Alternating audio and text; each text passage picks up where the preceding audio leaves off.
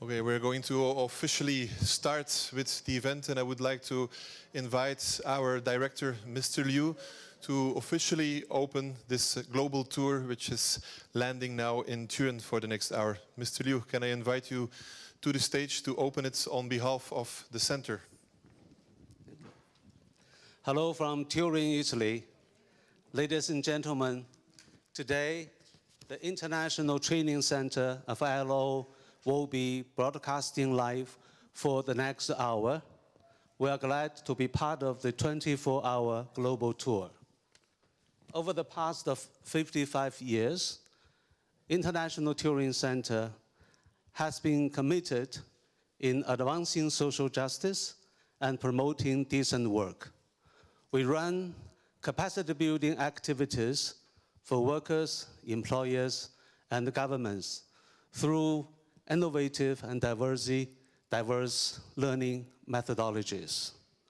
We are excited to celebrate the past 100 years and look forward to experiencing the next 100. The International Training Center has always been an open environment for conversation, for innovation, and for experimentation. You will find this is a place where different perspectives coexisted, where people imagine better world of work. Today, we will consider the future, the nexus of future of work and the future of learning. We are especially glad to welcome our guest today, an international group of young people, the students from local universities. Their generation is already working for future. We hope you enjoy the hour-long exploration of the future of work and learning and find the connection between the two. Thank you. Thanks a lot, Mr. Liu, our director. We have indeed a very exciting hour in front of us, which will be a mix of different interventions to celebrate the 100th anniversary of the ILO. We're celebrating 100 years of past by looking actually to the next 100 years of the future, because the future will be the key entry point of the conversation that we're having today. I was just looking at a tweet of our Director General, Guy Ryder, yesterday. I think it was in New York, and he told the audience that he was inspired to engage with young leaders at the ECOSOC Youth Forum. And he stated that youth will be or will have a decisive role in shaping the future of shaping the future of work we want. And it's on that we want dimension that we have invited young people here in Turin, but also globally, to think about what an ideal future would look like. We engaged with young talent from here. We engaged also with the city of Turin, who's hosting this beautiful campus. And we also engaged with other actors in the world of learning. So today, when we talk about the future, we thought we cannot do it alone. We're going to have a conversation with someone who's specialized in the future. And I would like to invite Gert Leonard on the stage right now. He's specialized in the future. He's a futurist, according to the Wall Street Journal, one of the most influential futurists. And we asked him to ask us a few provocative future questions. Questions on the future that are not only related to technology, but that dive also deep into humanity. Questions not only related to artificial intelligence or digital ethics, but also what does it mean for future leadership? What does it mean for foresight? So that we jointly, with Gert, with our students, can write a story about a human future. And in this way also celebrate the 100th anniversary of the ILO. Gert, I'm going to give you the floor to share some introduction reflections, after which we will go into conversation with the young people here in the room. Over to you. Thanks very much. I have to activate the microphone. Buonasera. This is the first time I started an event in Italy that was early. So that's definitely one to mark for us. So I want to show you the future real quick, give you a first taste of the future. Hello, it's a great pleasure to be with you today. The future is already here, it's just unevenly distributed.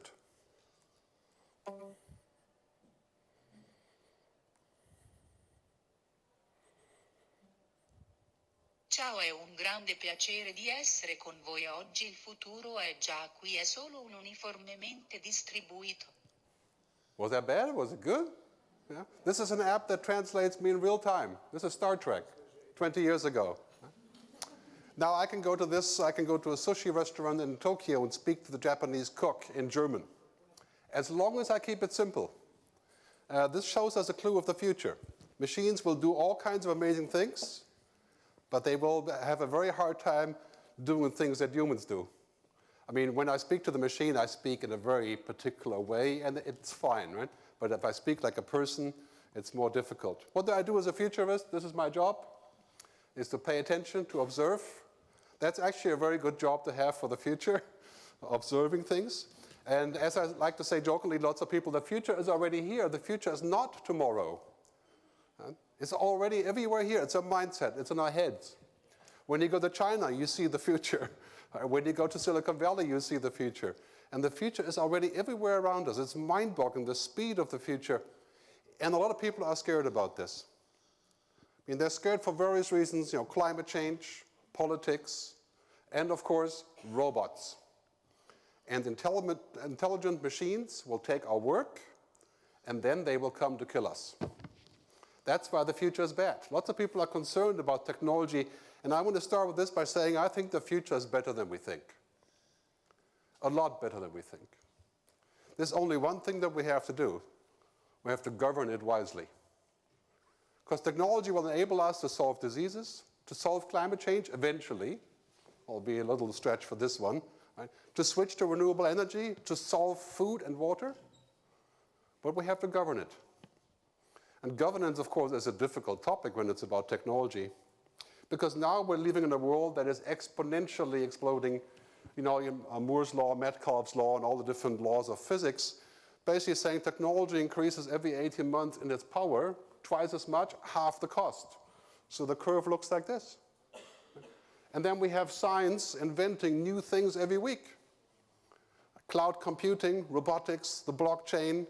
We have the convergence of industries as a result. For example, the convergence of the bio industry, healthcare, and information technology. Now, I used to be in the music business, and the same thing happened to the music business roughly 10 years ago. Now the music business is about technology. The most powerful company in music is not Sony Music, it's Spotify. Right? This is a transition of technology, right? And so these three words are the future if we think about work and learning, right? Exponential, combinatorial, converging industries. It's going to ask us to reinvent pretty much all the time. That can be a terrible thing when you're not used to it, but think about the possibilities.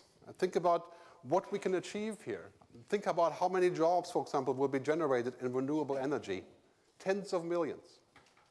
10 years ago, we didn't have jobs in social media because there was no social media. Now 21 million people work in social media. So there's always new jobs, new things happening. If we're looking at what's happening, for example, with robotics, I mean, robots are getting cheaper by the minute. Now the industrial robot will cost less than $10,000. That's going to mean every factory that can will use robots. That has a huge impact on work. Image level recognition, human recognition of images compared to computers. Computers are learning how to recognize images, whether it's as a doctor, right, or whether it's in traffic or face recognition. All technology has potentially amazing good use and some really bad use. We have to balance that, and we have to figure out how we're going. But basically what we're seeing here is an explosion of new things. I mean, look at this curve, all the inventions, the telephone, the automobile, the computer, the internet. But now, I mean, consider yourself lucky you're living in this world, right? You're living in this world where basically in 10 years, the sky is the limit. I have mixed feelings about this. I think some of that is really good, and I think we're already seeing new jobs and new occupations coming. And otherwise, I worry about things like what's going to happen to people who can't upgrade their skills. And those, are we going to have equality? Because so far, technology has not brought us much equality. That's a major issue to think about where it's going. We're going to have a future to where genome sequencing will change us. I mean, think about this idea of reprogramming the human genome. Already been done in China. Right? There was a huge experiment on this and a huge debate, ethical debate. In 20 years, we can probably prevent diabetes by genetic engineering. That's 400 million people. So in this future, these are the major game shifts. You can see them all in the book, I explained in more detail, but just to give you an overview, data will be taken from everywhere. We have intelligent machines. We have connected networks, smart cities, 3D printing. Talked about that for 20 years, but it's finally here. Everything is moving into the cloud. Music, films, television, banking, dating, all in the cloud. Computing with quantum computing. In 5 years, we'll have this machine will have a capacity 1 million times of this box. This device here has a capacity of the same computer that brought the Americans to the moon, just in this one device. So we're talking about exponential change. We're talking about blockchain. We're talking about 3D computing and of course, virtuality and all these kind of things. So as an example, you're familiar with digital assistants, machines that you can speak to. Alexa, Amazon Home, of course, Siri, Cortana, all the things that we speak to, that we interact with. Well, now you can ask them really complicated questions.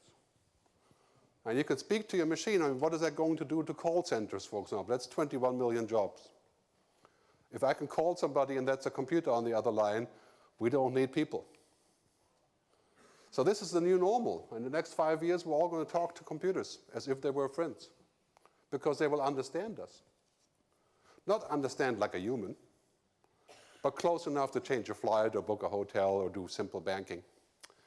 Great example is a commercial here made by Google just a couple of weeks ago. If you're a science fiction fan, you may know this movie, Space Odyssey 2001. Anybody, yeah? Come on, yes. Yeah. Okay, good. Now, this movie was used by Google for a short commercial that shows you where things are going. Open the pod bay doors, Hal. Hello, Hal, do you read me? Hey, Google, open the pod bay doors. It's a funny commercial showing that basically Hal wouldn't do it because he was evil, but Google will do it, right? Because Google is not evil. I leave that question hanging in the room for your consideration. But here's a big question. Who will we trust? This is the key question. With technology becoming so powerful, who do we trust? And how do we actually figure out who's in charge? We're moving into a world, this is a first headline before we go to the hackathon back.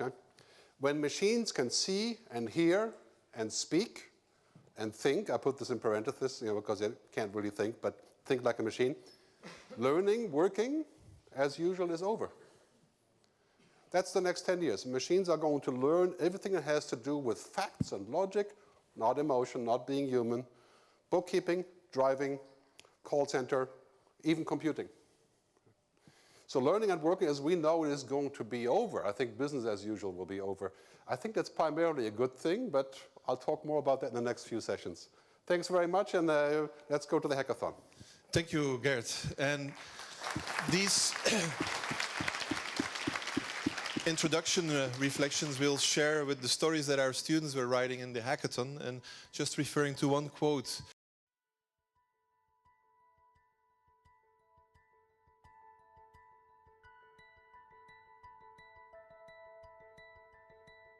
We named our world Unimondo, which in translation from Italian is one world.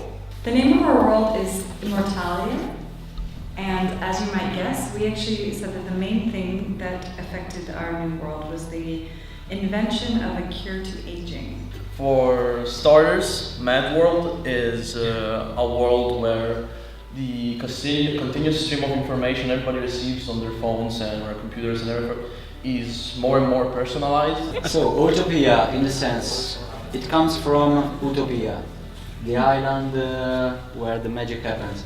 And I think we are going to, in a world that is connected in every kind, in every sense. The world for us in 11 years is on a climax of losing something that you can actually touch. To celebrate the centenary of the ILO and participate in its 24-hour global tour, the ITCILO organized a hackathon on the future of work and the future of learning. But what is a hackathon? A hackathon is an event in which students from different academic backgrounds, social scientists, designers, and engineers work together to solve complex problems.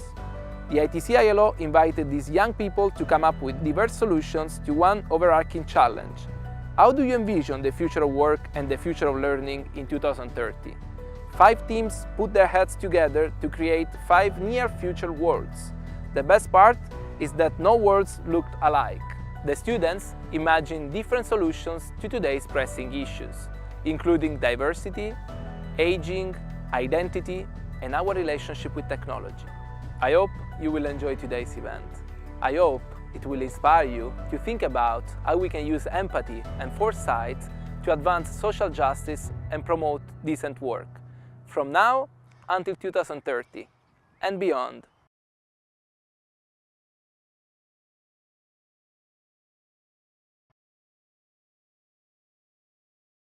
Hackathon that you quickly saw, we have developed 5 different stories with the students, and we have asked Gert to give us introductions to the different future teams and see what kind of stories the students came up from. We are going to serve in the next half hour stories that are related with artificial intelligence, surfing algorithmic landscapes, diving into the complex relationship between man and machine, moving forward into big data, datafication, and also the future world of skills, and finally asking in the last theme, how can we rehumanize this and how can we stay human again and see what needs to be maintained and see what needs to be protected in a human world, in an accelerated world of work. So I would like to ask Gert back on stage to guide us into the first theme on AI. Gert, back to you. Thank you. Artificial intelligence is actually neither. It's neither artificial nor is it intelligent. This computer is artificial, this chair is artificial, it's not a tree. Everything, that's hardly a distinction. An intelligent machine, think about intelligence. We have a very hard time even thinking about what makes a human intelligent. The machines that we see today are intelligent in their own way, and I explain what that means. But the stuff that we see in Hollywood, Transcendence, Ex Machina, Black Mirror, is entertaining. But if you want to think about the future, don't look for Hollywood. Except for maybe a very few movies like the first Blade Runner or so, right? And basically, we're looking at a future where artificial intelligence is the new normal. It's machines that can turn information and data into knowledge. The big difference is that these machines are programmed, but these machines do what's called machine learning or deep learning, which means they understand patterns and they can learn things themselves. But a human learns completely different than a machine. A machine goes, when I say pick up an image from XYZ, it goes there and it pulls out an image. But when you think of your husband or your wife, you don't go here and pull out an image. Right?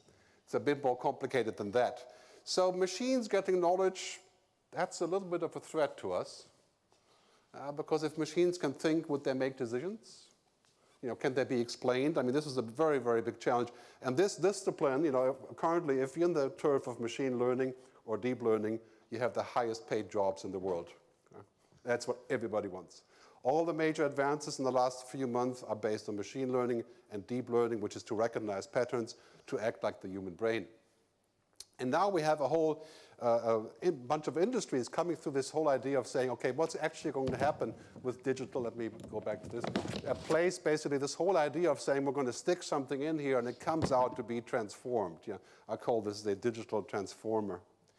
But we have to think about this, you know, when the whole world gets smart, smart cities, smart farming, smart government, it should not lead to the world being just for efficiency. Now, we've seen on social media like Facebook that efficiency can sometimes not be such a good thing. You know, a little bit of humanity would help us. When we think about artificial intelligence, I think we should think about something a little bit different. I call this IA rather than AI, intelligent assistants. These are systems that are fancy software that help us do our job, that schedule meetings, that call people for us, you know, basically do our routine work. And if you look at what companies are investing in, that's pretty much it. Image recognition, fraud recognition, prevention, you know, software jobs, basically. So when you think about artificial intelligence, think about intelligent assistants. Take away the fear. The fear really comes when we move this up the scale in the next 30 years.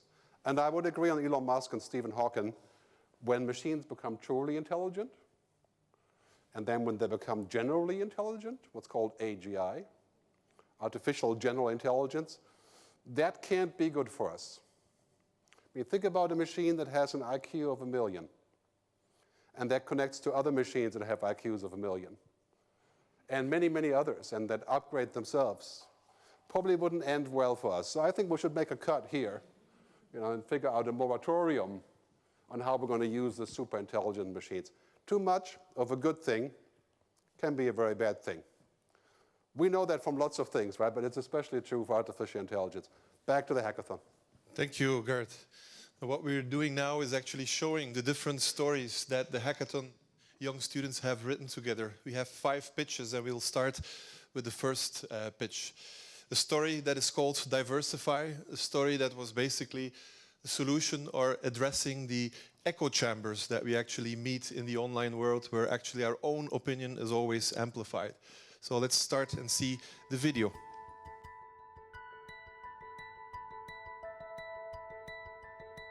Everybody will tell you, you don't judge a book by its color, race, or gender.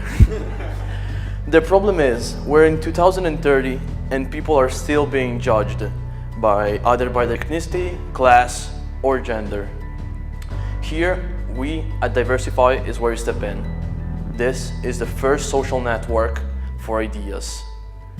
Create and pitch your ideas to the whole internet through your phone. Browse the ideas of thousands of other users and share the best ones. Even create teams and compete on the international level for a chance to get a startup.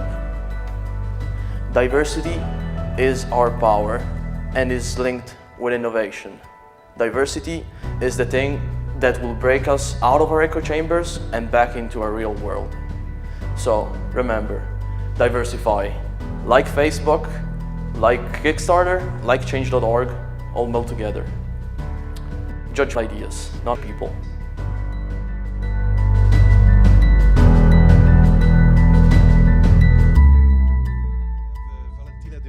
Welcome. Hi, everybody. She's based in Milan and working and studying there as a service designer. And it's good to have the students here also to reflect upon what happened in the hackathon. You were part of the Diversify group, that concept that you have developed, and that was basically addressing the fact that we're not only listening to the other arguments anymore because we are locked up into the echo chambers of the internet, which amplify only our own voices. Having worked with this group of students, what were for you the most important lessons that you've learned in the hackathon? I would say that, first of all, our discussion has been enriched by the fact that everybody was from a different background.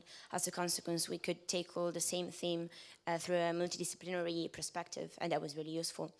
And our main understandings have been, first, the fact that we understood that people tend to judge according to their bias as a sort of survival mechanism, and this locks them in their own conceptions. So to help them unlock this sort of situation, we wanted to promote a concept giving prevalence to ideas and keeping identities for a sort of second stage. So we wanted to these anonymous ideas to be promoted first. Okay, thanks a lot. You were there with a very specific profile. You're a service designer, and you said you design for societal change and in a way also for social justice. Can you explain maybe a bit more concretely to the audience what that means, and also design thinking and design service designer, what do these design skills contribute to your future of work? All right. So design, as you know, is the approach, is the human-centered approach towards problems resolution. Service design, in particular, adopts a systemic view, so it operates on a more strategic level. And within service design, design for societal change relates to people, of course, but intends people not as individuals, but as communities. And this is very crucial to point out because it means that you have to think about collective needs that in a way are really different, even opposite to individual ones. And the challenge becomes that of finding the right trade-off between diversity and freedom on one hand and equality and justice on the other. And I think that it is intrinsic of design to teach people about adaptability, flexibility, and resilience. And these, I would say, are the main characteristics that will be asked in the future of work in general, so that I will bring with me in a way. Okay, thanks. So one of the jobs of the future, which brings us actually now to the second team, and I would like to invite Gert back on the stage because he's going to introduce our complex relationship between man and machine. So Gert, over to you. Thanks very much. You won't get rid of me tonight for the next hour. So, humans and machines. This is what's happening all around us, right? Technology and humanity are converging. I say this parenthesis. I don't want to converge with technology. But it's quite clear when I use this, I have superpowers. And when I use the augmented reality or virtual reality helmet or the brain-computer interface, I become superhuman. The handshake between humans and machines. And that's going to explode. There isn't much we can do about this. The only thing we can do about this is say, okay, what is enough? When is enough enough? But can we just leave it? I think this is a huge discussion that we have to have, partly because of this. You know, when you look at human intelligence, it has been defined by Gartner and others as 8 or 10 or sometimes 12 different things. Machine intelligence is just logic. It's binary, zeros and ones. If this, then that. That's what the computer does. But it does it without limitation.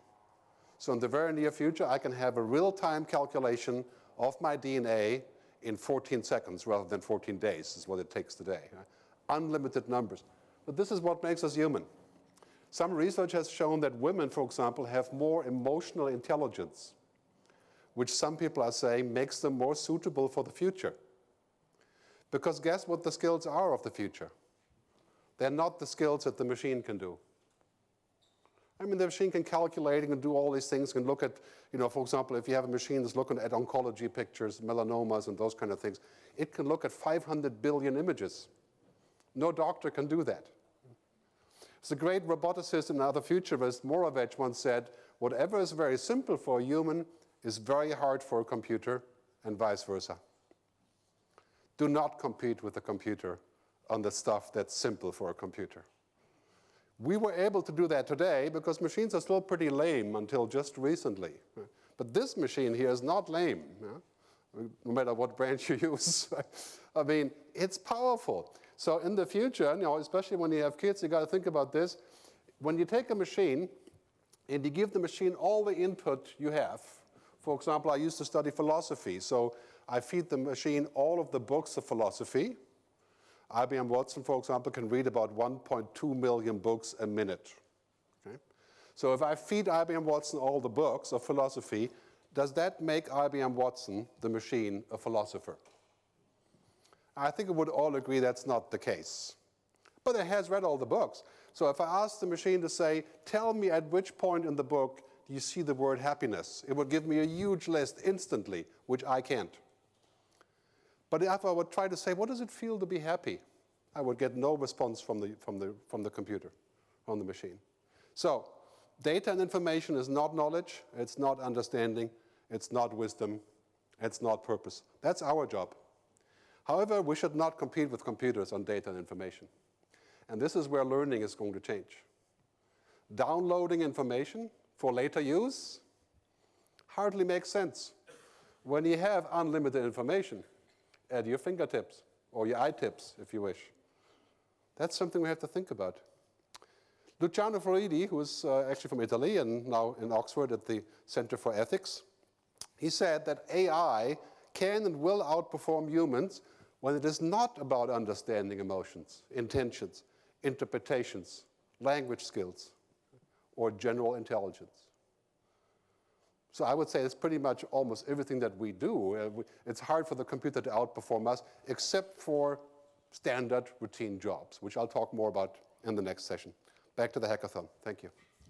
Thank you, Gert. And we're moving towards the second story, which is labeled as HumanNet. This group of students immediately took robots and robotization as a starting point, but the more they were diving into the conversation, the more human actually the conversation started to work. And the final concept that they came up with will be explained in the next 2 minutes, as soon as it's on board. Okay.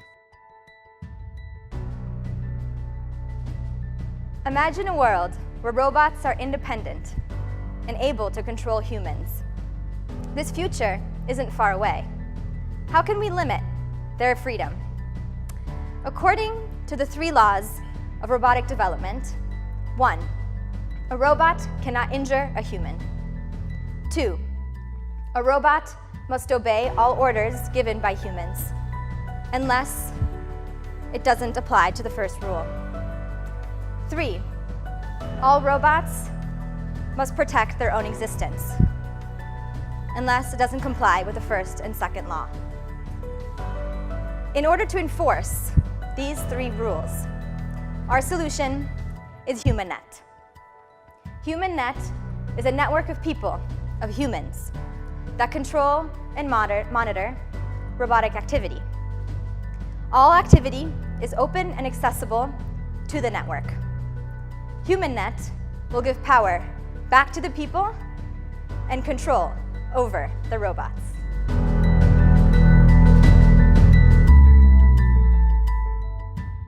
Delphine Dallagata with us. Sounds like an Italian name, but you're from Chicago, USA. Yes. And Delphine, you were part of this group. What was for you the most inspiring element at the hackathon? The most inspiring aspect of the hackathon was definitely diversity for me. Be that it's cultural diversity. In my team, we had people from Uzbekistan, Ukraine, Italy, United States, and also academic diversity, coming from backgrounds in blockchain research, in design, software development, foreign language.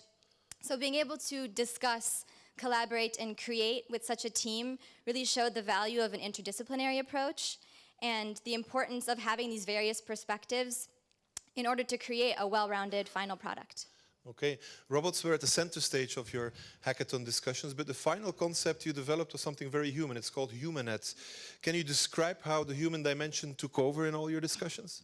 Sure. So we were first very overwhelmed with the idea of a machine-powered world, and so we decided to take a more optimistic twist on the project and thought about what keeps us inherently human, and skills like creative problem solving, expressing empathy, being able to distinguish between right and wrong, are skills that are irreplaceable by machine. So through HumanNet, we were really trying to give power back to the people, as we said, and underline the value of these soft skills and the importance of developing them today and for the future. Okay, thanks a lot, Delphine.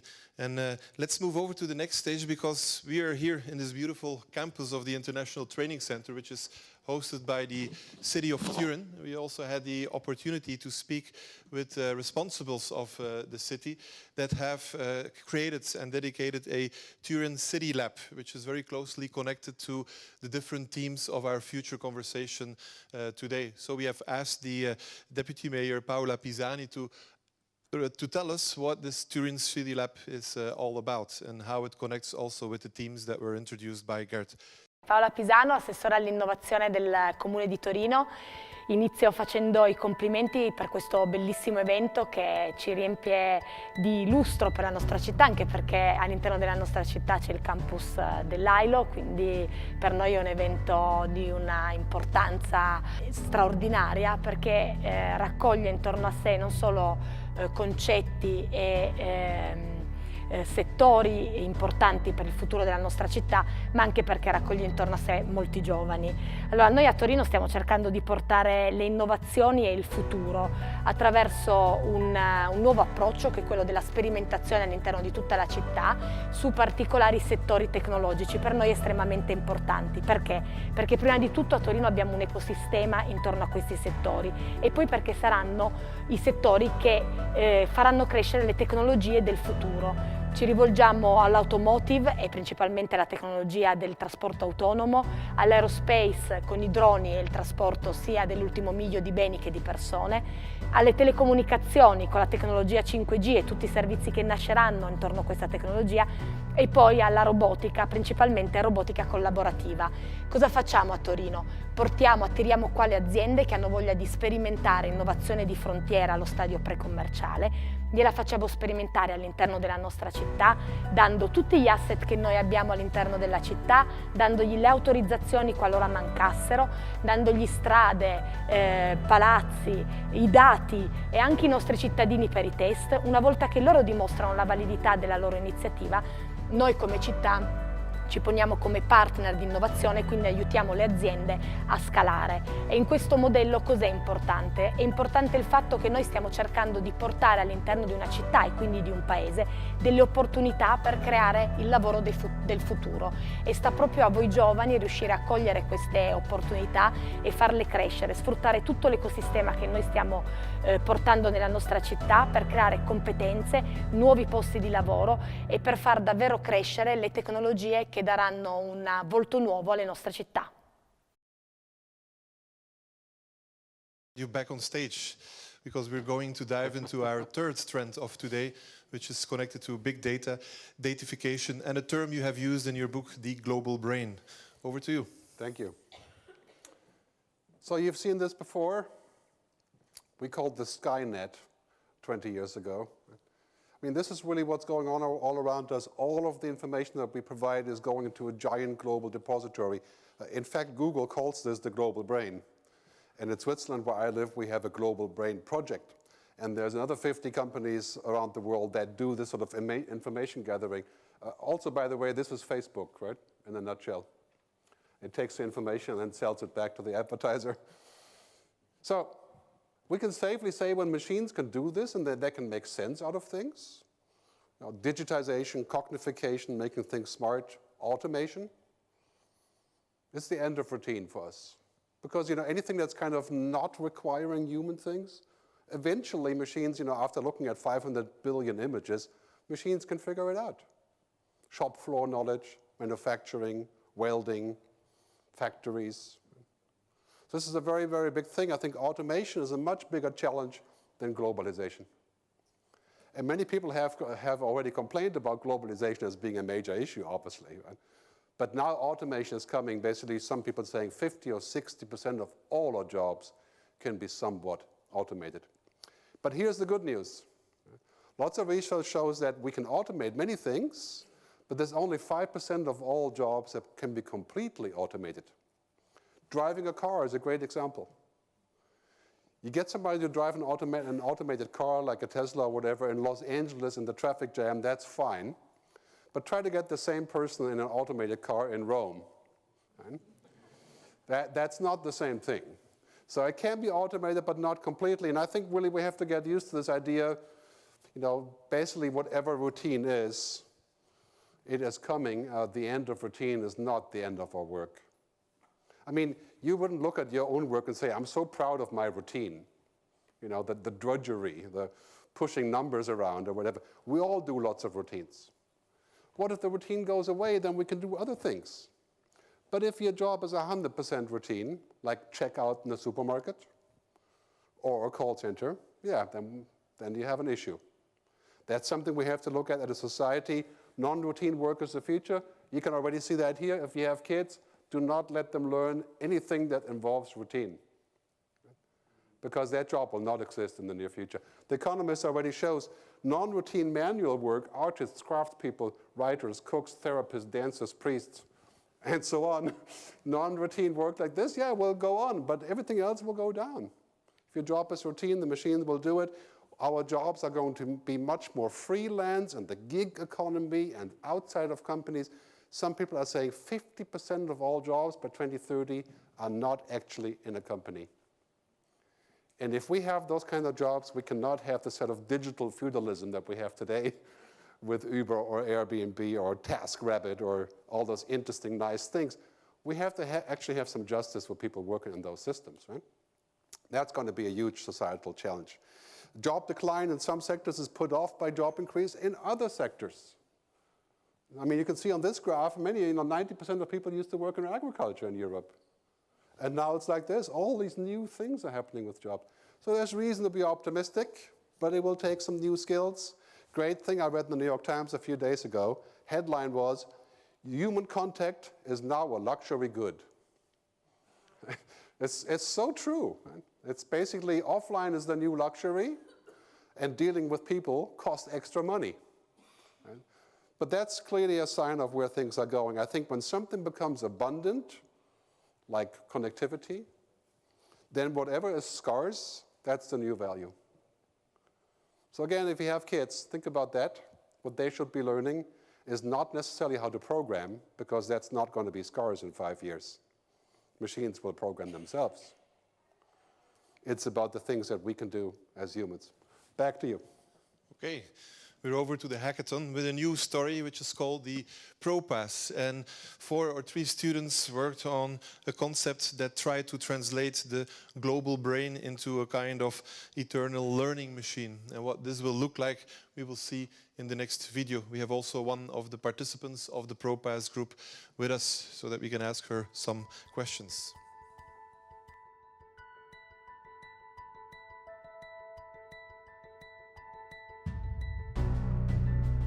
In a world where you live forever, how can you fill all of this time? We don't want you to feel unhappy, bored, or without an objective in your life. So this is why we created Propass. Propass is the app that follows you for 1 year and tracks what you like, what you don't like, your interests, and your skills. And after, it offers you the perfect career path. Have you ever thought about going to the moon? Have you ever thought about singing with your favorite artist? Have you ever thought about diving with sharks? Propass gives you the possibility to do this. Live your perfect life for 100 years, and when you're bored, just change it. Propass has 3 different sets. The first set is educational, the second one is practice, and the third one is your professional life. And Propass will be there with you to guide you every step of the way. It will give you daily notifications, weekly and yearly, so you never miss a thing. Live a happier life.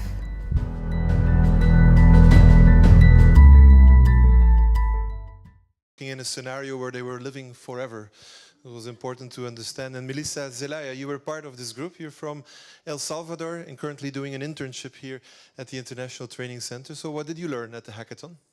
Well, I think as everyone mentioned, the hackathon was a great experience because we got to interact with people that came from diverse backgrounds, cultural or educational, and that was just really good.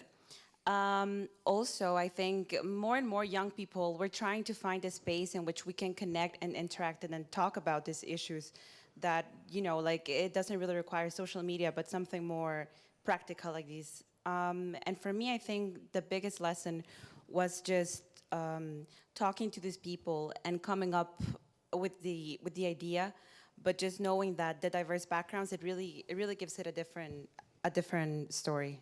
Okay. Thanks. And you just finished your master studies right now. You were learning through our hackathon, but how do you see yourself learning in the future after developing your Propass concept? What does learning for the future means for you? Well, for sure, this was something that we discussed a lot in our team. What is the future? What will people learn in the future? And how will they learn it? And I think we're used to thinking of education as something you do in school or something you do in universities, but it doesn't really have to be this way anymore. And I think technology will help us do this, to reach education and knowledge for everyone, available really when you want it. So I think as young people, we're just really excited to see this new place in which knowledge and education can be shared. Thanks a lot, Melissa. And these new ways of learning will require also new skills. And that's why I would like to invite Gert back on stage. The future of skills. What kind of skills do we need in these future scenarios? So Gert, back to you. Thank you. So before we dive into this, a really great quote from Alvin Toffler, who, as you know, was probably the most eminent futurist in the world, who wrote a great book called Future Shock, which I recommend that you read. And he said, the illiterates of the 21st century will not be those who cannot read or write, but those who cannot learn, unlearn, and relearn. He said that in the 60s. So it's really amazing to, what we have to do today is we have to say, well, technology is here, is going to do a lot of the grunt work, what I call the monkey work, all the stuff that we know they need to be doing. We have to jump into a new fishbowl. We have to change education by saying, okay, we can use these tools. It's very powerful stuff. What do we actually need to know in this new world? Listening to the presentation earlier about doing things online, I've come to see over the years that I think that happiness and hedonism, pleasure, are actually two completely different things. What I have in here on this screen, say I can get a lot of hedonism here, I can get lots of pleasure. I don't think I will find happiness in the screen or in a cloud or in an AI.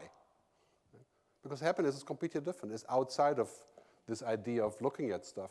I can look at 200 hours of YouTube on whatever I want here. Let's say I want to go to India, I can watch 200 videos on India. But when I'm in the bazaar in Mumbai, it takes me 3 seconds to learn more about Mumbai than I learned in 200 hours on YouTube. And why is that? Does it make YouTube bad? No, it doesn't. It's just different. We should make sure that we don't substitute things that we can actually have for ourselves. And the skills we need for this are completely different.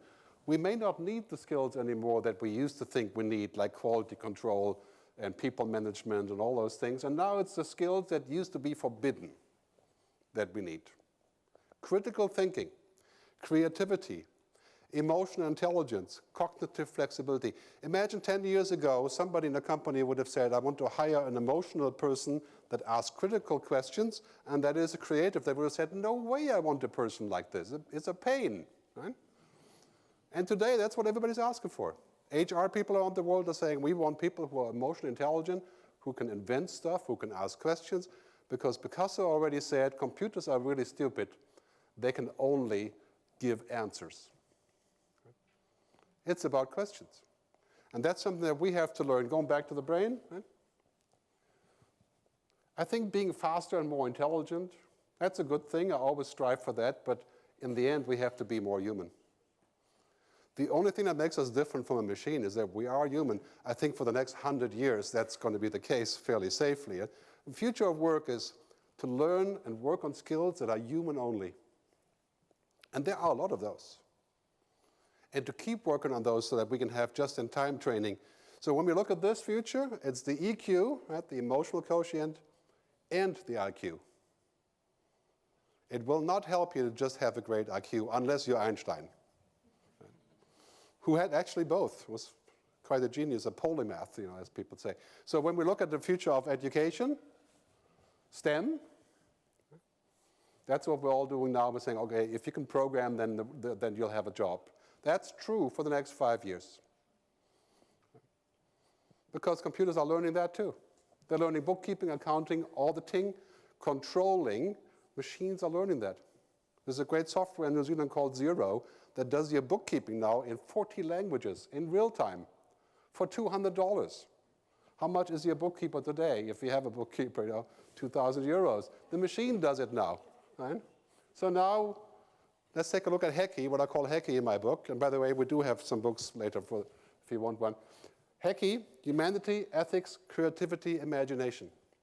More philosophy, more music, more arts, more understanding, more ethics, all the things that are on the other side of the brain or in generally all over the brain. But ideally, of course, both. Let me make clear that in the future, if we don't understand science and technology, you are in deep trouble. But will that be your saving ticket for the future? Only if you're Einstein. That's my view. So the good thing about this is, the good story is that so many new jobs are being created every single day. The most commonly sought job these days is a drone operator. And I'm not talking about the army. I'm talking about delivering blood conserves in Mozambique. Right? Or figuring out how to do local distribution, those kind of things. That makes me very hopeful, but our kids have to invent their own jobs. That takes entirely different skills than falling into a job with a company. Right? So, thanks very much for listening. Let's go back to the hackathon. where a fourth group worked on a concept. They called it the Bobby concept, which came from an animal that became very human. And let's see what this entails in the world of learning and also how it's connected to the world of skills.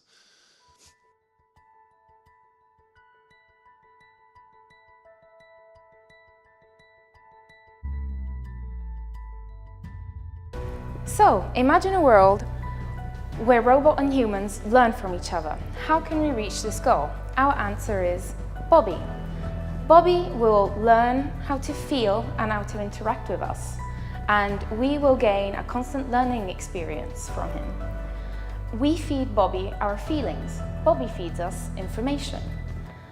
Some of our main features of Bobby are connection to Wi-Fi, so he can connect to all the devices, so he can help us make coffee in the morning, wake us up, schedule our things.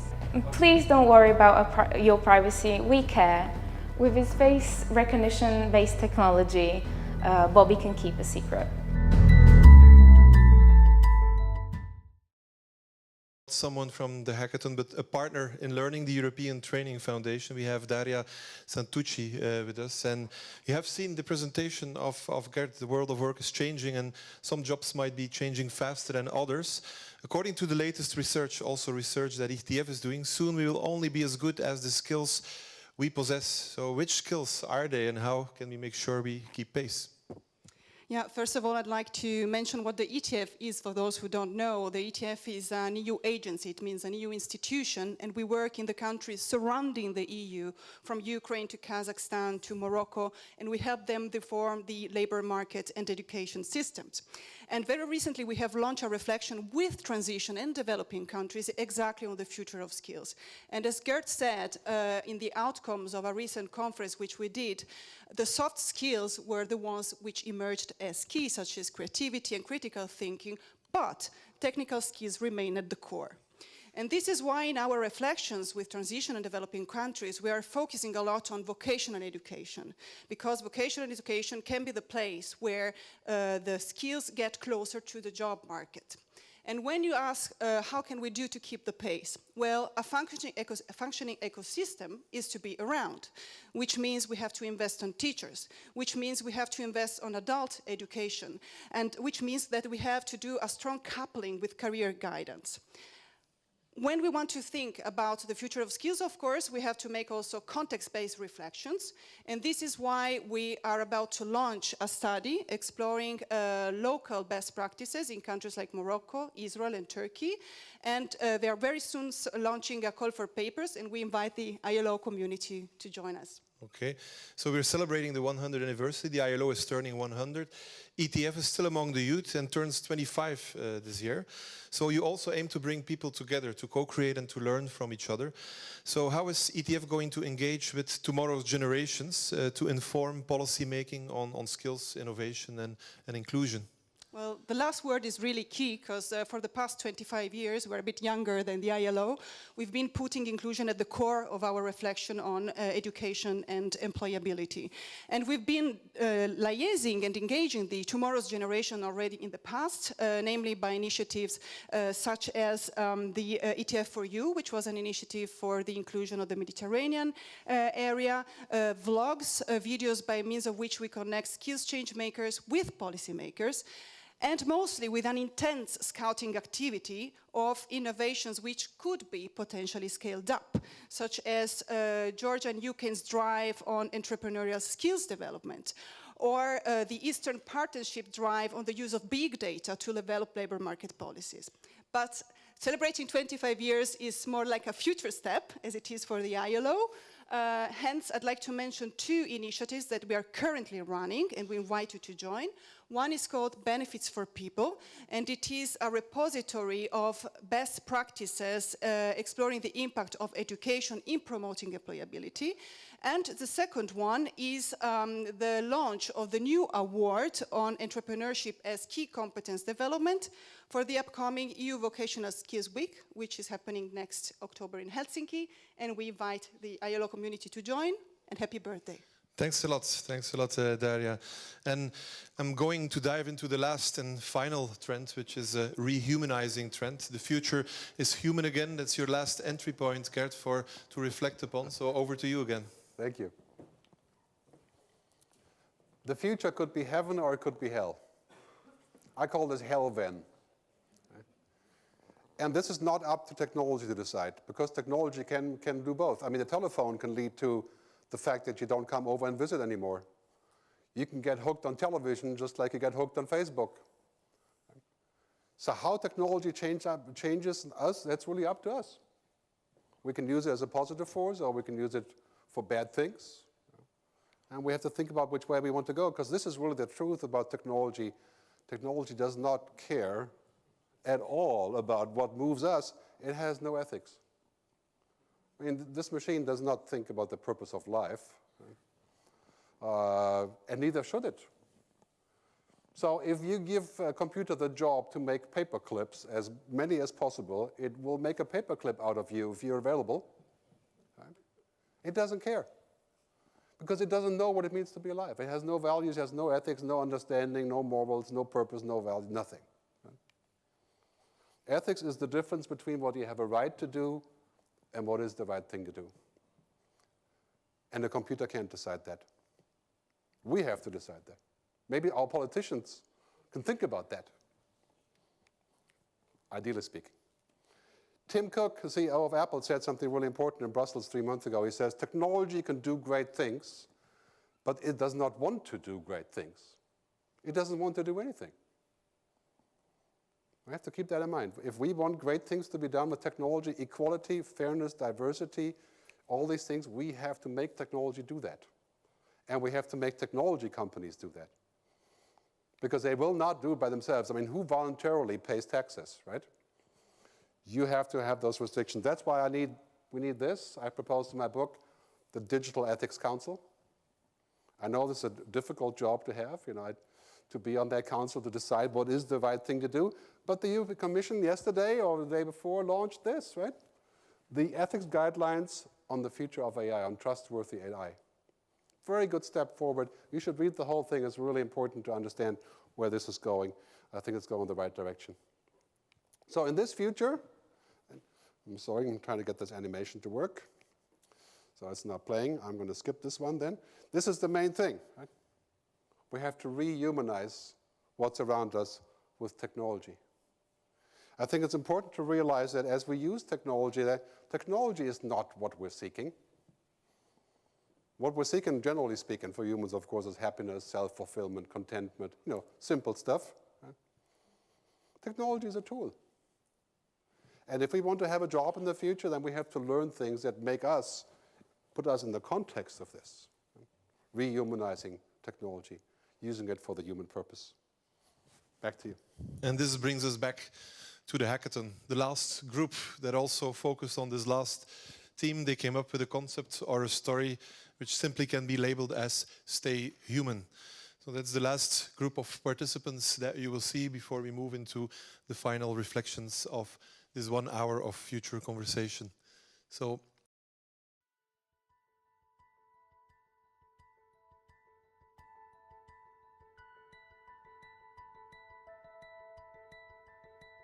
hi guys, as you can see, this is me just 1 hour before.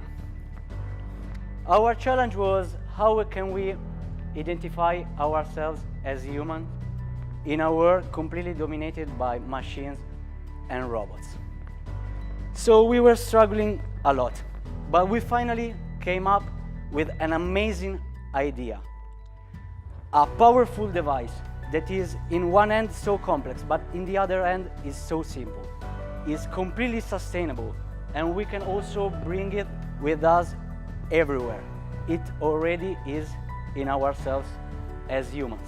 Creativity, empathy, humor, these things characterize us as humans instead of machines made by algorithms.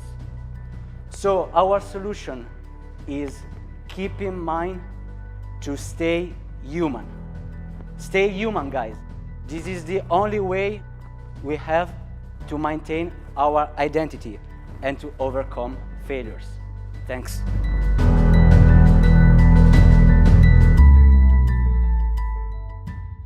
And all these reflections, you have seen them now also, Gert. If you have to come up with some final reflections from your side after the 5 different key entry points, and how do we now have to work ourselves towards this future you have been sketching, and maybe give us some suggestions out there. Back to you. Thank you. First, I want to reiterate, the future is better than we think. I think this is really important for us to realize.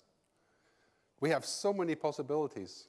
It's not that we're lacking possibilities, we're lacking solutions to some of the consequences of the possibilities. And we have to look at this like this, but in this world, I'm much more concerned about the fact that we are going to become more like the machines. The biggest problem is not the machines will take over, not the next 20 years. 50 years, I don't know, we have to talk again then.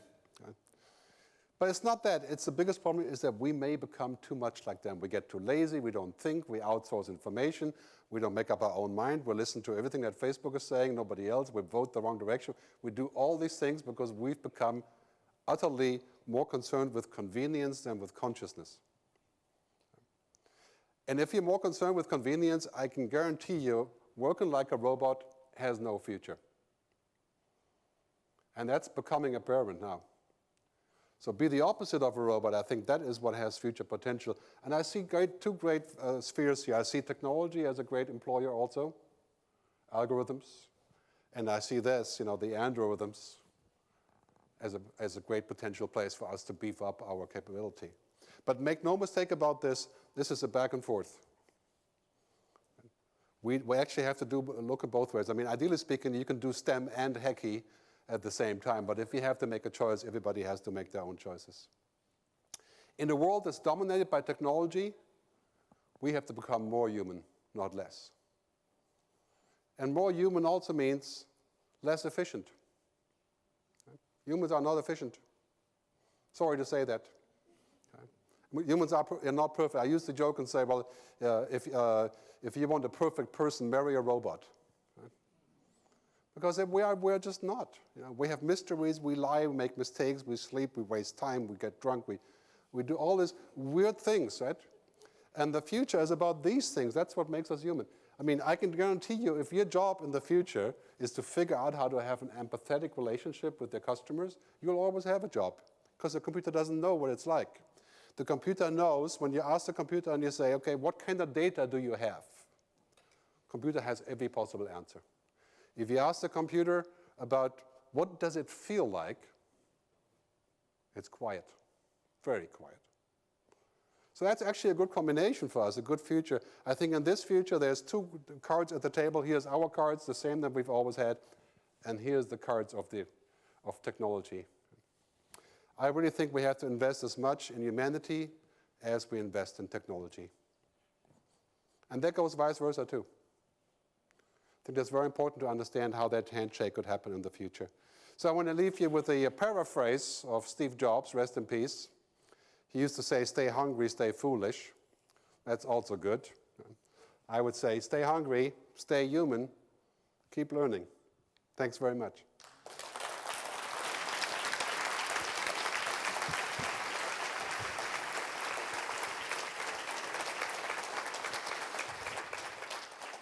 Thanks a lot, Gert, for this inspiring talk. Thanks a lot also the students who participate at the hackathon. Thanks everybody who was here.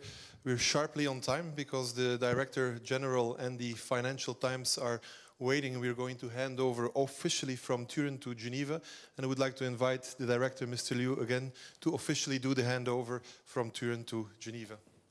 Thank you very much again for Gert, Tom, and everyone, especially the young students. Now is the human being to decide to hand over the floor back to the Geneva, to the DG. Thank you.